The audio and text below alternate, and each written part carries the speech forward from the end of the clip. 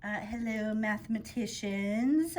We are looking at lesson 5-7, and we're going to use those unit rates that Miss Krumsick loves so much to solve some problems, and we're actually going to use it with proportions. So that's a big word, but it's very helpful in math. So let's take a look at page 305. And let's talk about some constant speed. If we know that a train is 275 miles away, how long will the trip take? And we know that we also have a train that goes 55 miles per hour.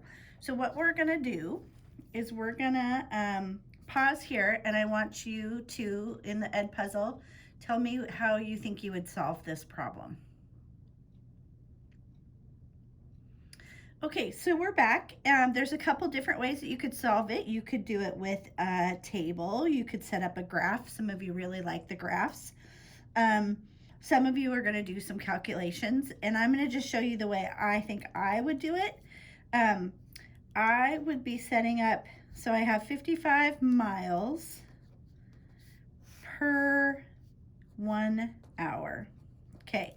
It's really important that we start labeling some things, and it'll make sense as we start using the ratios to solve problems more and more, because if we have miles on the top, we want miles on the top over here, and if we want hours on the bottom, we're going to put hours on the bottom over here. So you want to make sure that your proportions are done correctly, and so to do that, I always make sure that I label them, and then that keeps me on track.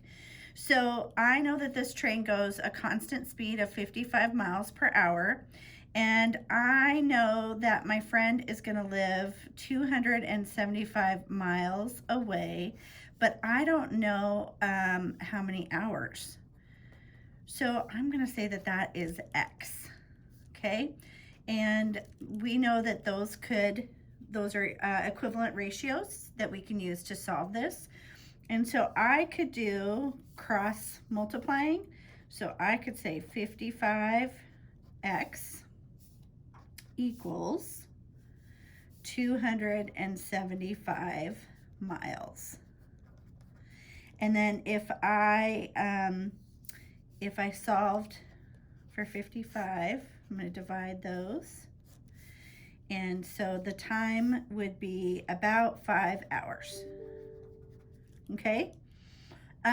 So they also want to see if we could do that for 385, and I could do the same thing. I could do the 55 miles over 1 hour equals 385 over x. So 55x equals 385. I'm going to divide by 55, cross cancel, and the time gives me 7 hours. Now, I probably could have just plugged this in and done it that way, but I wanted to show you how we can use ratios and unit rates to find an answer. Oh, I didn't show you that answer.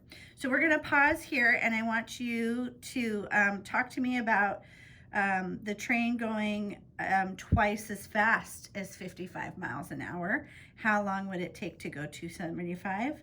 And I want you to write that in Edpuzzle. Okay, hopefully you got about 2.5 hours to get there. That's a quick trip. Well, and you could have just looked at the 275 and divided that in half too. But anyways, let's look at example number 1. It's on the next page, 306. And we're looking at constant speed. And so a jet is it's going to fly at a constant rate. And in this case, it's 175 miles in 7 minutes. Okay, so that's what's important here. Try to zoom in a little bit. Constant speed means that the speed stays the same over time. So on our graph, what does that look like? What would constant speed look like on a graph? We're going to pause here and you choose which one you think it is. All right, we're back. So a constant speed on a graph, it is going to have a very linear trajectory, just like we've been practicing in the graphs lately. And so we have the X and the Y, and it might be a lower one, you know, with not as much slope, but it's not gonna be wavy, okay? It will not look like that. So if the jet continues to fly at that same rate, how far could it fly in 85 minutes? Well, because we're going at a constant speed, we could use a table, and just like you've been doing, and in 85 minutes, we know we would times it by 85 on the other side, and we would get 2,125 miles. We could also set it up in this proportion. So if you calculated the unit rate here and got it down to that 1 minute, we know that it was going 25 miles per minute. And then we can set it up over, so just like I showed you on that first one, 25 miles per minute, we would have the 85 minutes, and this could be an X. Okay, so those would be equivalent rates. All right, so in the try it, how far would the jet fly in 75 minutes? I want you to pause here on Edpuzzle and choose the answer you think is correct. And then on the next Edpuzzle question, how could you use the table from example 1 to see how far the jet would fly in 75 minutes? And then in your answer, do a little explanation. Okay, so we are looking at example number 2, and we're gonna use that unit price again. Oh, my pen's not working. So Grocery Giant is having a sale on Swiss cheese. We love sales. How much would it cost to buy 5 slices of cheese at the same rate? So we have 24 slices for $7.20. We want to know how much money it will be per slice. So if you say that out loud, money per slice.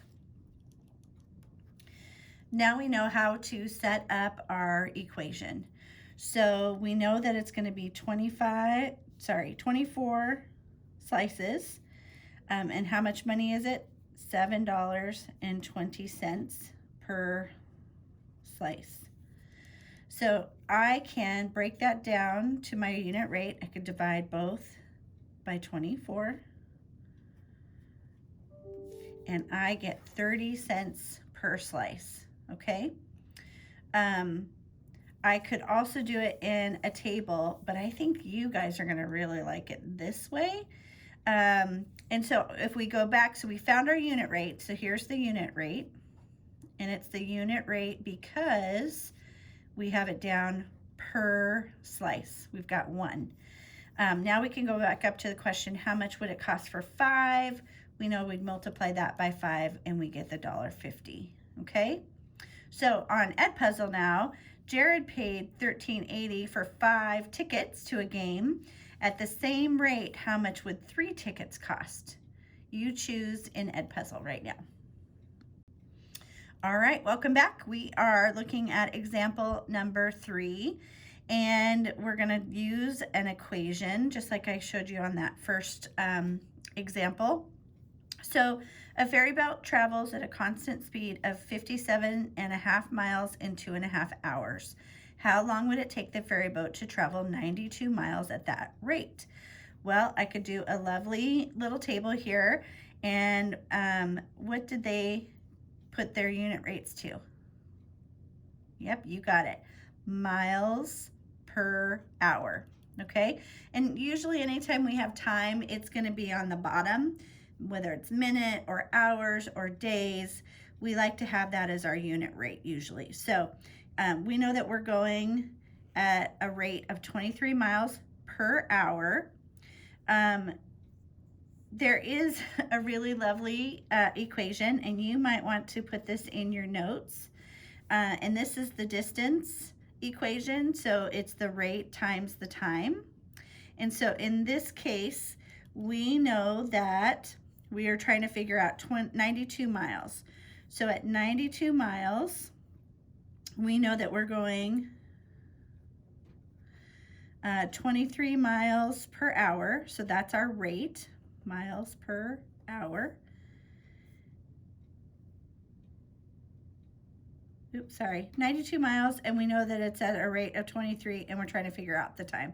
We're gonna divide by 23, divide by 23, and we're gonna find that it takes 4 hours to do that ferry, okay? That was kind of a bad example, sorry there. I got lost in it. Okay, so in the Edpuzzle then, I want you to do a submarine. Submarines are traveling 19 miles and a half an hour. So how would you get to miles per hour? So this is a good one. We're looking at less than an hour.